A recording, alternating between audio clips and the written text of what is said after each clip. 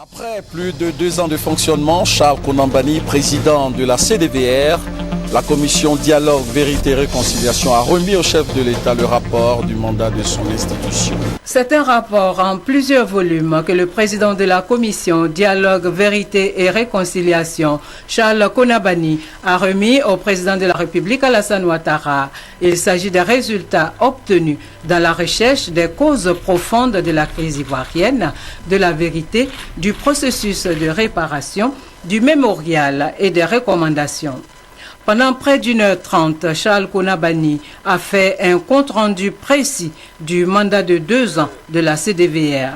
La CDVR qui a pour mission d'œuvrer à la réconciliation et au rétablissement d'une paix durable entre toutes les communautés vivant en Côte d'Ivoire. Monsieur le Président, nous avons fait des recommandations au titre du renforcement de la cohésion sociale et de l'unité nationale.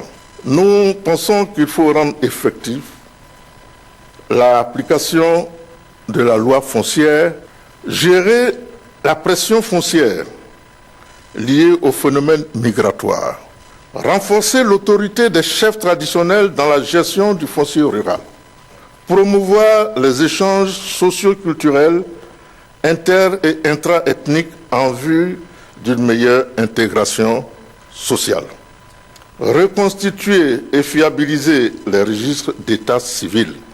Au titre de la lutte contre l'injustice, les inégalités, le tribalisme, le népotisme, l'exclusion et la haine sous toutes leurs formes, prendre en compte le genre dans l'élaboration des politiques de développement, mettre en œuvre une politique qui favorise la parité dans l'attribution des postes nominatifs et électifs au sein des institutions de l'État. Le président de la République, Alassane Ouattara, a suivi avec beaucoup d'intérêt ce rapport de la commission Dialogue, Vérité et Réconciliation. C'est un travail impressionnant, surtout en si peu de temps. Nous avons également pris note des principales conclusions qui sont essentielles pour avoir une paix durable dans notre pays. Parce qu'en réalité, c'est de cela dont il s'agit. La réconciliation, la solidarité nous permettront de vivre dans la paix. Une paix durable, une paix équitable. De tourner la page et de faire en sorte que nous réapprenions à vivre ensemble comme cela a été pendant des décennies. En définitive, nous devenons tous des nostalgiques. Parce qu'on se dit, mais c'est quand même pas vrai. Il y a quelques années, tout allait bien en Côte d'Ivoire. Et vous avez bien choisi le point de repère des difficultés que notre pays a connues. 1990, donc pendant pratiquement 2 décennies. Ce travail est essentiel. Je vais remettre ce rapport à Monsieur le Premier ministre et le ministre chargé des Relations, que le gouvernement puisse l'exploiter. À une autre occasion, je souhaiterais rencontrer toute la commission, si vous le souhaitez, ou le bureau de la commission, pour que nous puissions échanger de manière plus approfondie une fois que j'aurai les recommandations du gouvernement.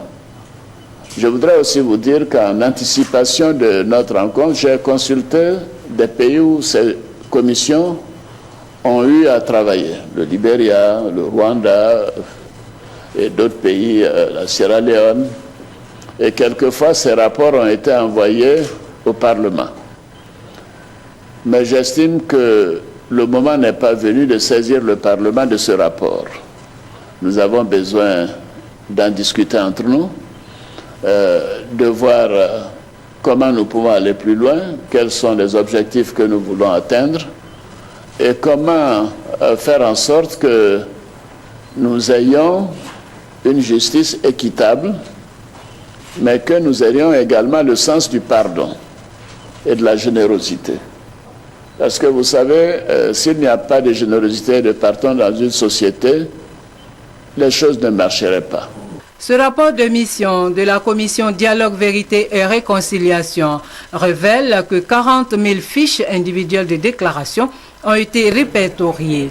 37 commissions locales mises en place, ainsi que des plateformes des organisations locales.